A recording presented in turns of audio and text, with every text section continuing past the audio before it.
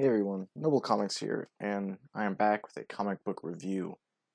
Today I'm going to be reviewing Karnak the Flaw and All Things, and this is for the whole trade, all 6 issues of this mini-series. I want to start by saying it is so freaking good. This is one of my favorite comics of all time. I think it's very underappreciated. The art is incredible. The story is awesome. It's really, I think there should have been more of it. There's only the one book, but I think it should definitely go more. Written by Warren Ellis and the arts by Gerardo Zaffino, and then Roland Boschi and Antonio Fuso. 3 different artists do the whole book, but the Zaffino art for the first two issues is really, really good. Now, Karnak is an Inhuman, obviously, and his ability is to see the flaw in all things, hence the title, The Flaw in All Things. And he can, like, super specifically hit stuff in order to break anything. You know, he could, at some point he talks about being able to break down the entire helicarrier with one touch.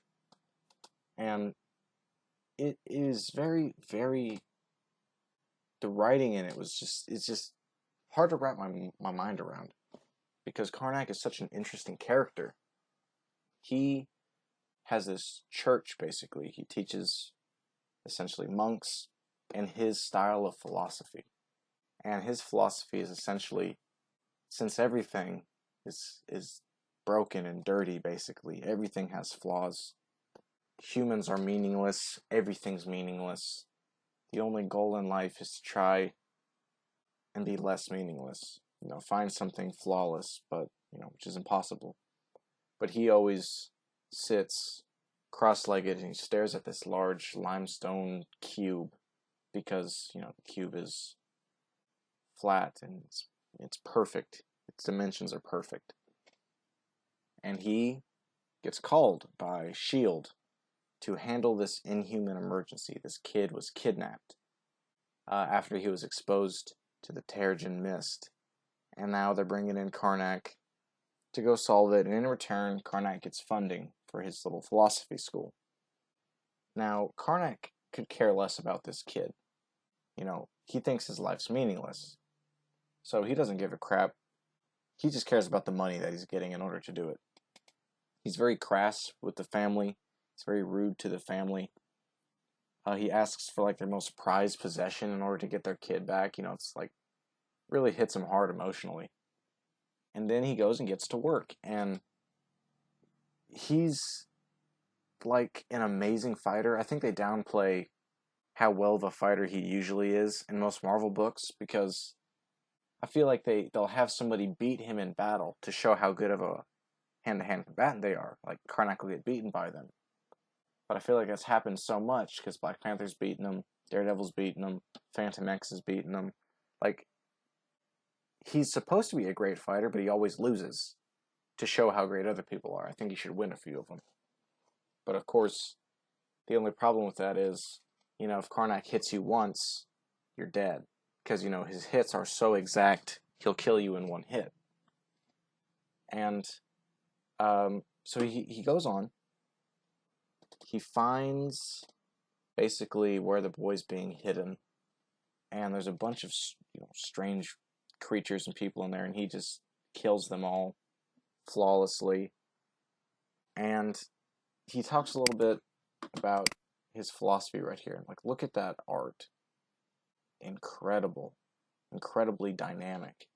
He says, "My curse is that I see the flaw in all things. Systems, philosophies, structures, people, everything.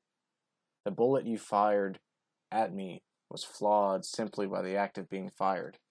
You were flawed by being born." He's talking about right here. Someone shoots at him, and he, with one hand, just cuts the bullet in half because it's no longer perfect. And then, hits him with that, "You were flawed by being born." That was pretty rough to hear. But his personality is just so uncaring And this philosophy he has is so, it's just kind of edgy, actually. It's pretty edgy. But we see that philosophy be tested over and over again. And it's this weird thing where Karnak presents himself as this very smart philosopher, but every time he's met with some criticism of his philosophy, it doesn't seem like he's able to defend it that well. Like, he knows that what he's teaching isn't correct. He's just too stubborn to admit it and change. Like, he wants this philosophy to be right, even though he knows it's not. And that was especially true when he fights basically the mini-boss of the comic. Towards the end, this man he's basically like this painter where he can show you, he can create things out of thin air, and he makes like this energy gun, starts shooting at Karnak. And he's going back and forth with Karnak about his philosophy and how this philosophy he has is imperfect in and of itself. How he's actually wrong about it, and he knows he's wrong about it. And Karnak, instead of, he doesn't have all the logical defenses, which you'd think he would. He just, like, kills the guy out of anger. It's like, I'll show you for questioning my philosophy, which it's like the number one sign that someone can't back up their argument is when they just resort to violence. So I think that's an interesting dichotomy of the character, of being so smart, having his own school, but can never defend his philosophy. It's as if he doesn't believe it himself. And then towards the end of the book, he finds the kid. And the kid was not being taken prisoner. He was revered, basically, as a god by these people, because he could give you whatever you wanted. That was his ability. But Karnak said he wanted nothing.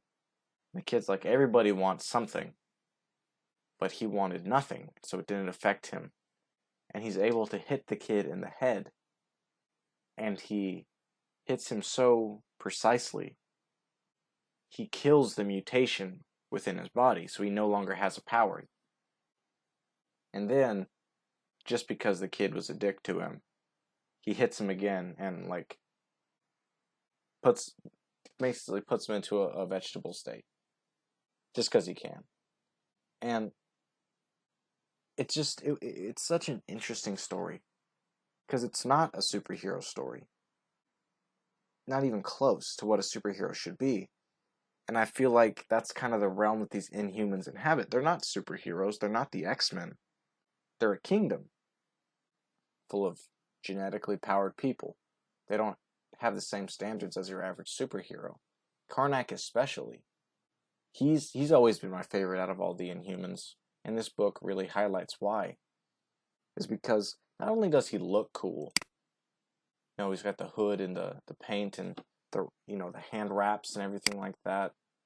Like, he looks visually very cool.